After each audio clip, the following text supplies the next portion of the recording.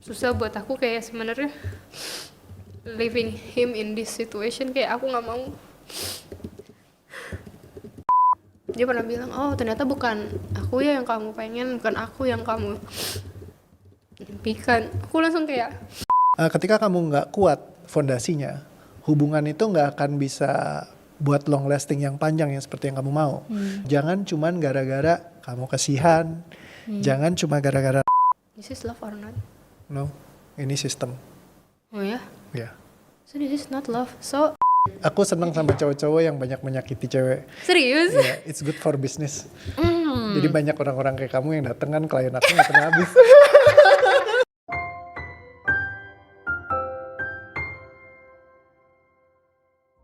Bagaimana?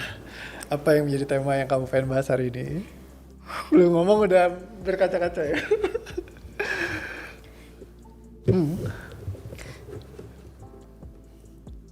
Sulit ya. Oke. Bagaimana? Cause I know I'm not okay sih. Jadi that's why kan we made an appointment, kayak ya I need to heal, I need to release something. Ya gini, aku lumayan nyadar kayak apa yang aku butuhin biasanya, dan I need to heal. Karena kayak ternyata mungkin di beberapa hubungan aku kayak ya ini ya I got the same pattern gitu loh.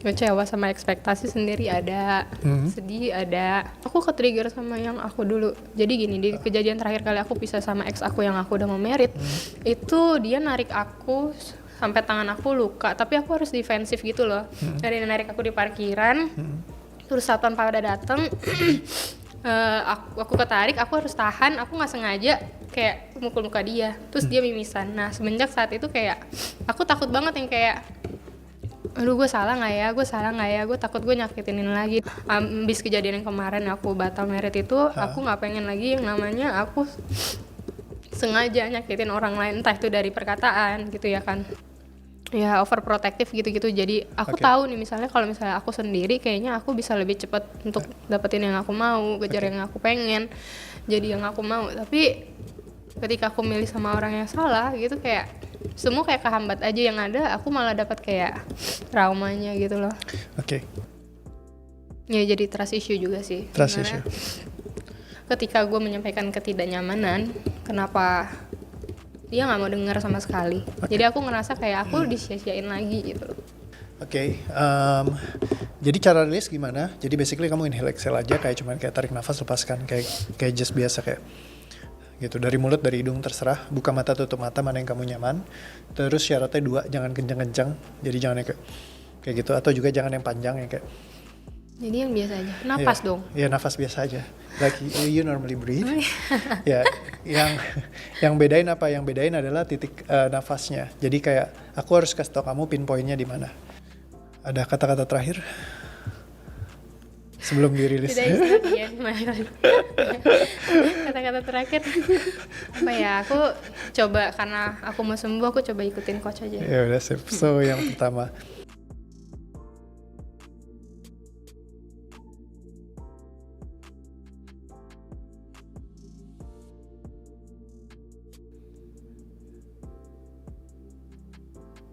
Kok aku nggak inget ya?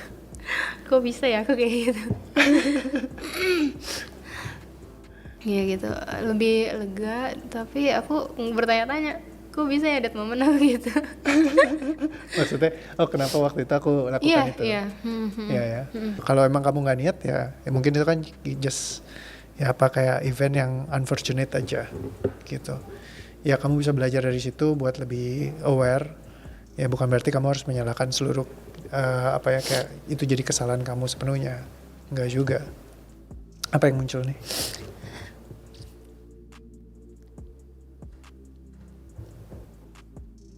Masih ada nggak ya orang kayak mau berusaha untuk get close with me, kayak sangat totally dan invest to me selama 7 bulan. Dia mau effort buat aku udah tolak 3 kali tapi dia masih datang. So kayak aku sempat mikir kenapa aku nggak terima, kenapa aku nggak buka open the change kayak gitu lah. Gitu sih. Kayaknya tema hidup kamu sacrifice ya. Ketika ada yang sacrifice ke kamu, terus kamu jadi kayak nyerah. Karena aku besar itu aku nggak dibela sama orang tua aku. Kamu merasa sendiri? Ya, aku ngerasa Semuanya kamu lakukan sendiri? yes. Oke. Karena mama tipe yang beda banget, yang old style banget. Aku nggak bisa, I cannot tell any story of me yang terjadi sama aku saat ini sama dia karena nggak relate. Even itu dari segi kerjaan, percintaan itu udah sangat nggak relate. Papa meninggal kali ya. Papa meninggal. Ya, at that moment aku nggak bisa nangis. Tapi pas aku umur 13, tapi kayak separuh kayak hidup aku ikut dikubur gitu. Apa ada apa yang baik buat anak? Oke.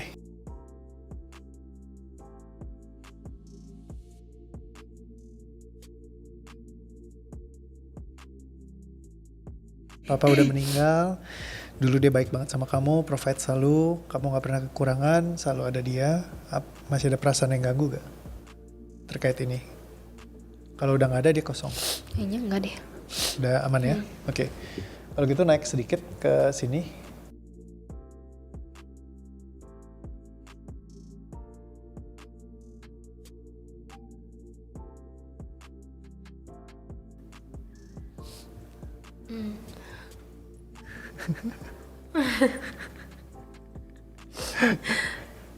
Kok aku mulai jadi agak kesel ya?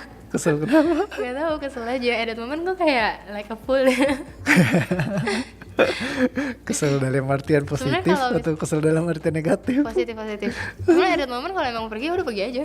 Bener gak sih? Ya kan? Ya ketika itu kamu buang, ya udah jadi tubuh kamu nggak terbebani lagi. Kalau tadi mungkin ingat itu, kamu langsung reaktif, tubuh kamu yang langsung nangis ke bawah. Kalau kamu udah rilis, ya udah kayak ya kamu just tahu aja kejadian itu pernah terjadi. Tapi ya udah gitu. Ya udah. Kadang jadi kayak lucu sendiri, kenapa gue ada di situ? Bener. Kenapa ya masih harus ditangisin? Aku bingung sih. Oke. Itulah lucunya tubuh kita ya. Karena pikiran kamu dari tadi sadar, oh harusnya gue nggak kayak gitu, Iya. ya kan harusnya move on. Tapi tubuh kamu belum ya. jadi masih ketinggalan, nggak sinkron antara tubuh, pikiran sama jiwa. Jadi tubuh kamu yang masih belum connect gitu. Jadi kayak fisiologinya belum oke. Jadi emosi itu perasaan dia itu di fisiologisnya kita, reaktivitas tubuhnya. Jadi yang perlu diberesin di sini. Maksudnya itu dampaknya? Ya gara-gara luka-luka yang dulu. Jadi kamu tubuhnya langsung kayak reaktif, langsung nangis, langsung sedih, langsung apa kayak gitu. Tapi ini ada tapinya ya. Tapinya? Aku juga mau cari tahu gitu apa yang aku rasain. Cek. Oh, aku takut penyesalan kayaknya. Kayak penyesalan kenapa? Ya karena aku punya moto hidup kayak aku selalu mau doing like 100%, kayak sebisa mungkin. Makanya aku rencanakan dengan baik apapun itu, plan jangka panjang, entah itu relationship, entah itu kerjaan. Aku pengen totalitas. Jadi aku konsep dari pemikiran aku nih yang udah aku tanami bertahun-tahun adalah gue begini biar gue nggak nyesel. Oke. Gitu. Oke. Ya aku lumayan cukup kayak memahami kayak sebenarnya sih apa sih yang seorang Natania aku butuhkan, apa sih yang aku alamin. Aku lumayan cukup aware sama yang aku rasain dan yang aku butuhin sih. Kenapa harus kasar? Oke, berarti ada tadi kamu bilang ada dua. Iya, yang mana yang pertama? Yang pertama itu yang di parkiran itu, terus yang dia tarik aku gitu. Menurut kamu itu kamu kasar? Iya, menurut aku itu aku kasar, aku nyakitin dia, aku hancurin hubungan ini, kayak semua langsung runtuh. Kayak aduh kenapa gue sebodoh itu. Kayak sia-sia aja aku pacaran 2 tahun sama dia. Sia-sia, buang 2 tahun ya? Iya. Buat kamu value paling penting salah satunya waktu? Ya, waktu itu we cannot turning back. Itu adalah waktu. Aku ngobrol sama teman cowok aku ini yang menurut aku cukup logik, kayak semua tindakan lu yang selama ini tuh kayaknya lu nggak segitu cinta sama dia deh, tapi kenapa lu kasih dia kesempatan ya? Pas dia ngomong kayak gitu, aku langsung kayak gampar-gampar bubuk kayak, hah? Gue PHP anak orang.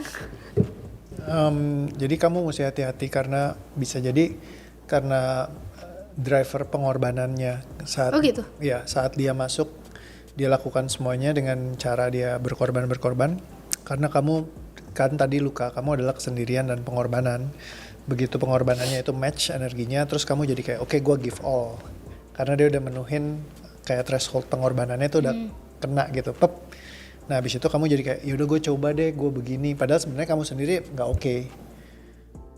Ya, jadi learn to trust yourself. Kalau memang itu nggak oke, ya udah jangan kamu maksain hanya karena takut nanti gue nyesel, gue bersalah. Dan apalagi kalau sampai merit gitu ya, cuman gara-gara kamu takut merasa bersalah. Nah itu jadi nggak kuat.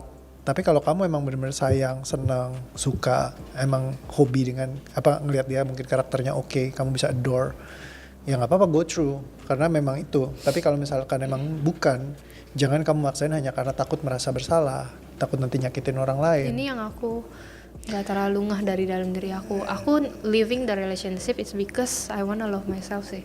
Nah jadi jangan sampai kayak gitu. Karena aku sendiri ngalamin dulu pas aku married. Karena aku 10 tahun pacaran sama istriku, semua orang cuma nanyain kayak, lu kapan nikah? Udah lama lu gak pacarin tapi gak dinikah-nikahin. Udah nikah aja deh gitu. Yaudah akhirnya nikah gara-gara dorongan orang lain. Jadi kita nikah. Iya. Jadi Dan? ketika kayak gitu itu nggak kuat ternyata. Nggak kuat base-nya. Jadi kayak base-nya nggak kuat. Pas nikah di awal-awal tuh kita berantem terus. Jadi 2 tahun pertama tuh berantem, terus setiap kali berantem aku selalu nyalain orang lain. Kan gue udah bilang gue belum siap tapi dipaksa nikah, si ini suruh nikah, si itu suruh nikah, akhirnya gue nikah. Jadi akhirnya kita berantem terus nih. Mereka yang nyuruh gue yang harus sengsara nih ngelewatin hubungan yang kayak gini gitu kan. Jadi gue sebel banget gitu. Nah jadi ini lu orang nih ya yang suka maksa-maksa orang kapan kawin lu ya. Waduh, semoga Tuhan kasih tempat terbaik di surga nanti. Nanti ya, jangan cepet-cepet. Oke.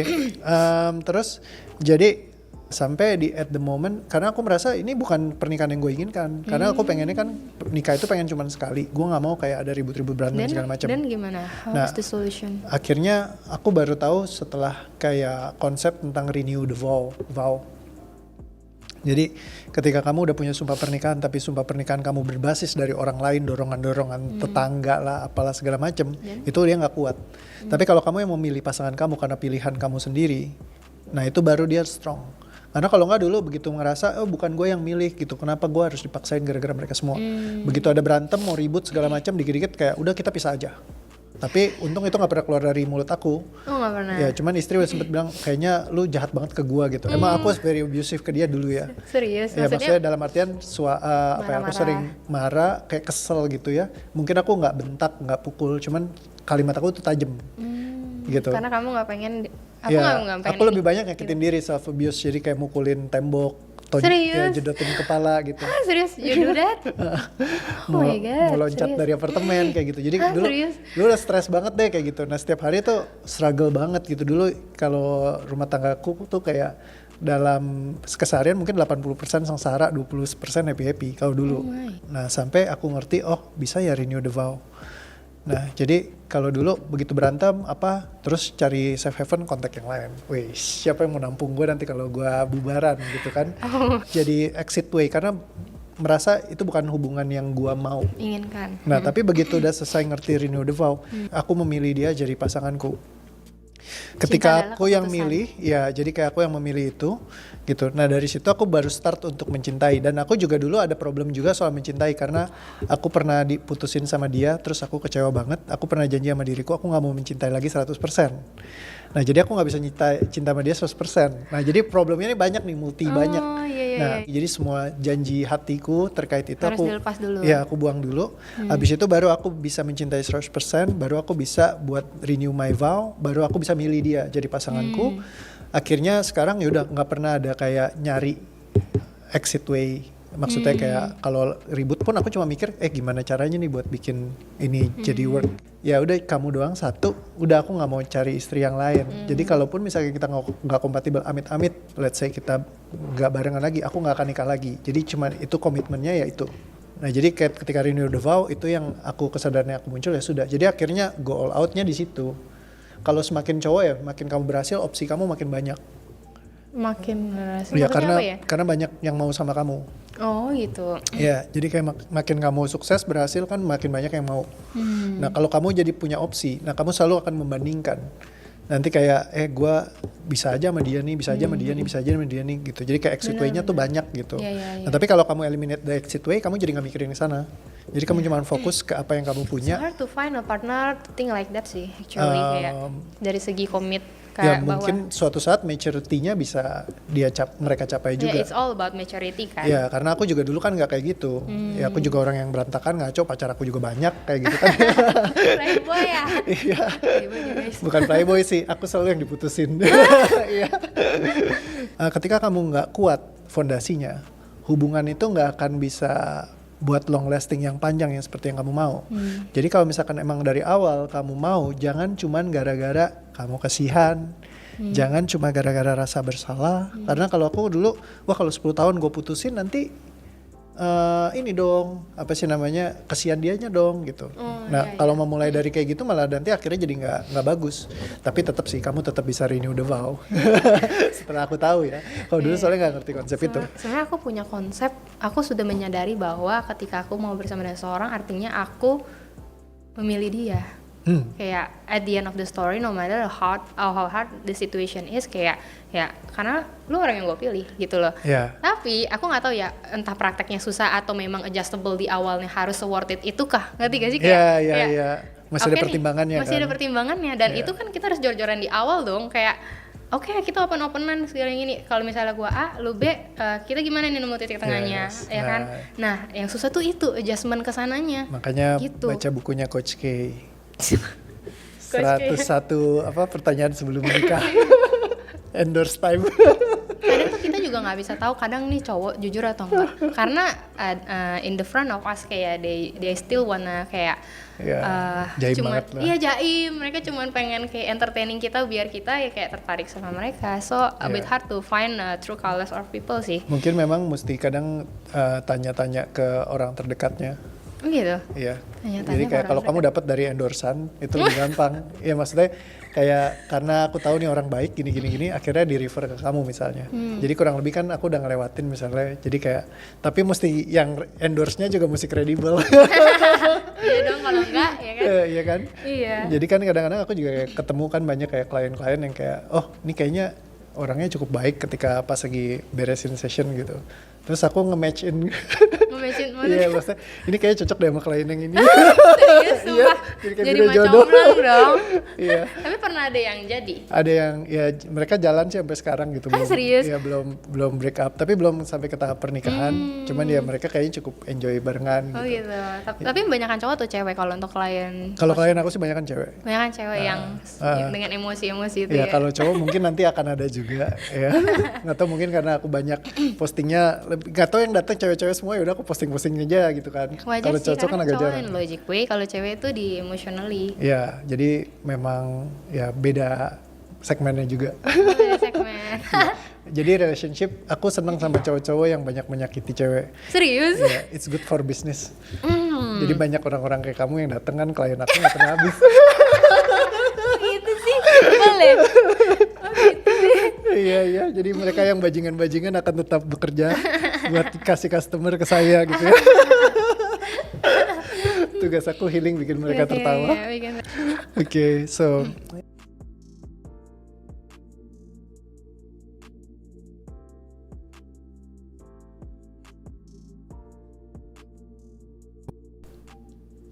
Sih ada beban sih. Beban apa? Karena kan keadaan dia nggak baik sekarang. Oh, sekarang di keadaannya nggak baik? Dan kayak susah buat aku kayak sebenarnya leaving him in this situation, kayak aku nggak mau.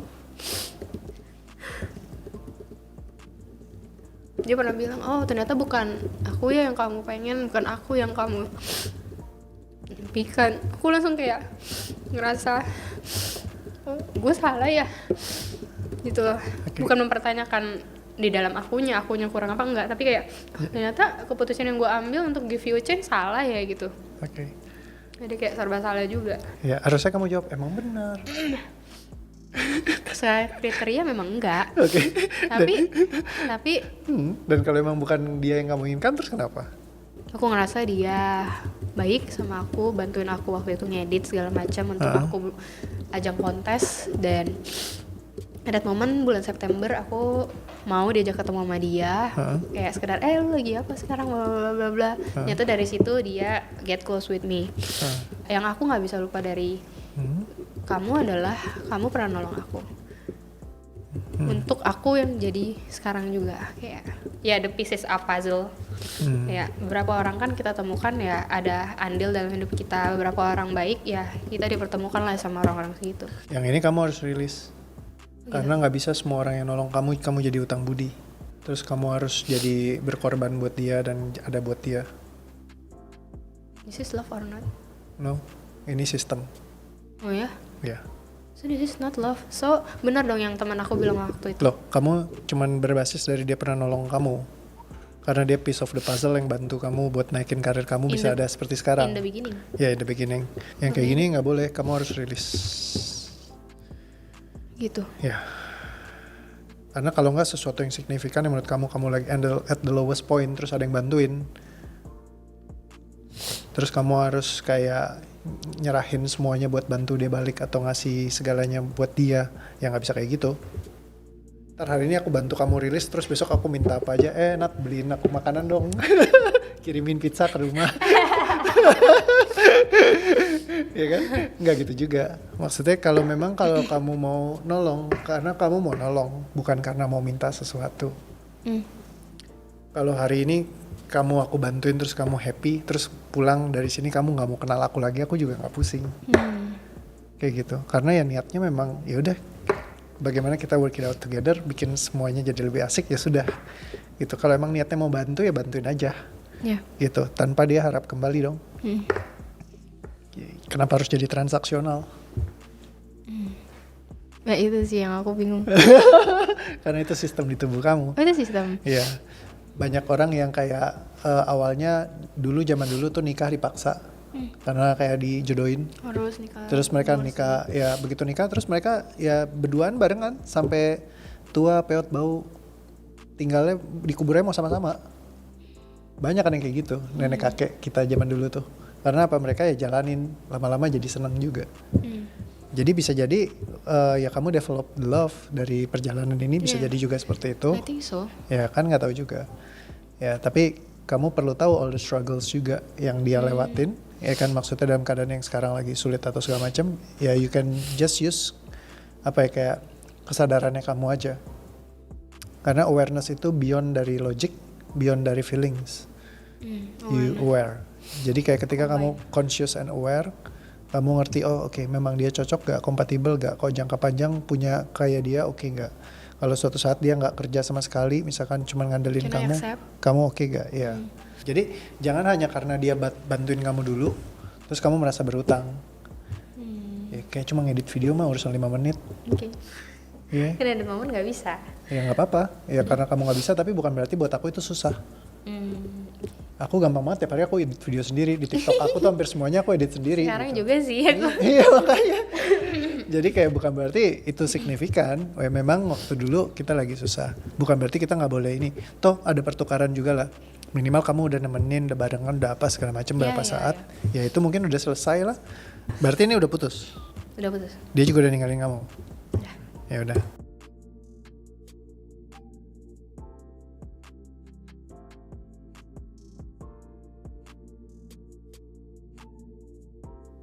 Lebih bisa mikir. Kayak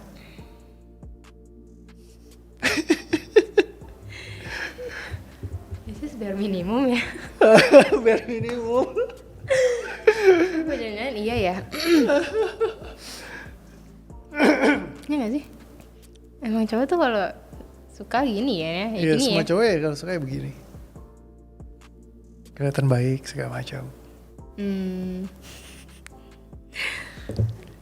Ketika di release rules-nya jadi mulai kelihatan ya. Oh, kayaknya nggak gitu-gitu banget ya. Iya.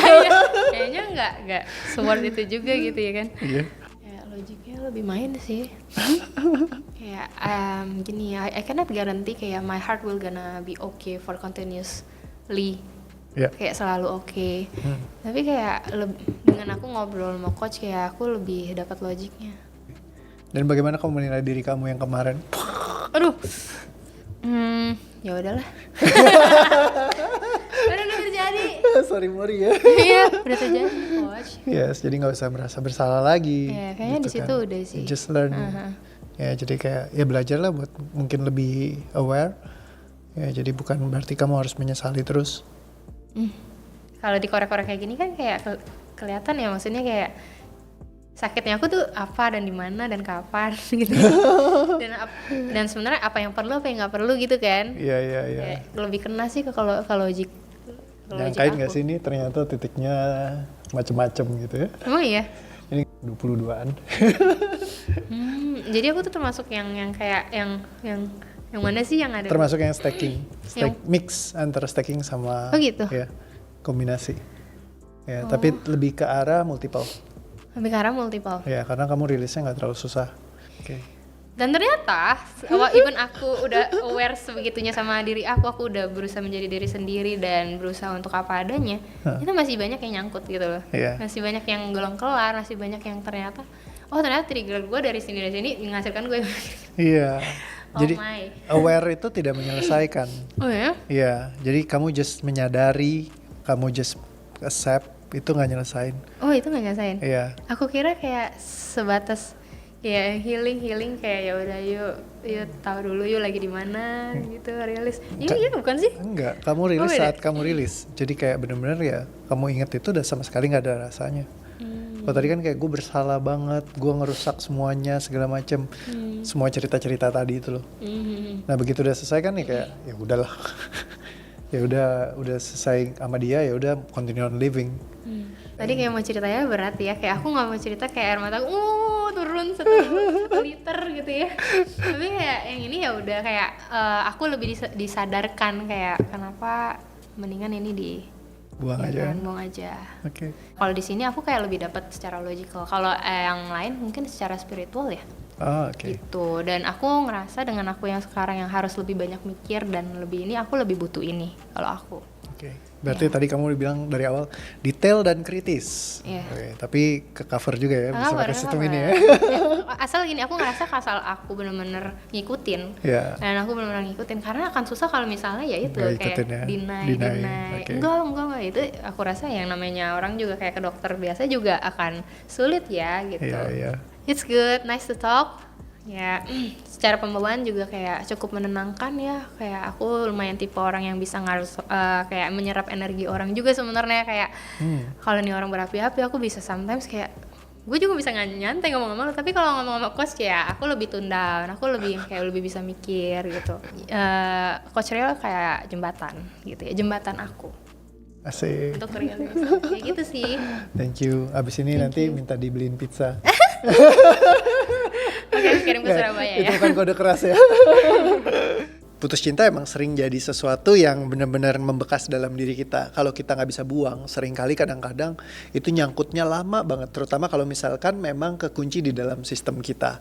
Sehingga seberapapun banyaknya kita belajar dan mencoba mengerti, memahami dengan segala pengetahuan yang kita tahu di luar sana, seringkali kita jadi numb. Kita jadi ngerasa it's okay not to be okay. Tapi problem Gwencana ini, ya Gwencana biasa-biasa aja gitu.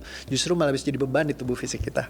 Nah jadi kita perlu buang itu semua sehingga kita nggak lagi menderita, nggak lagi penuh dengan tangisan, nggak perlu lagi kayak kita endapkan dan mengulang lagi kejadian yang serupa karena dia bisa jadi pattern of inversionnya kita. Ketika kita move on, resikonya seringkali pattern of inversion yang terjadi sehingga kita tetap mengundang kejadian yang serupa dalam kehidupan kita. Dengan ngebuang semua bebannya, baru kamu akan kembali bahagia sepenuhnya.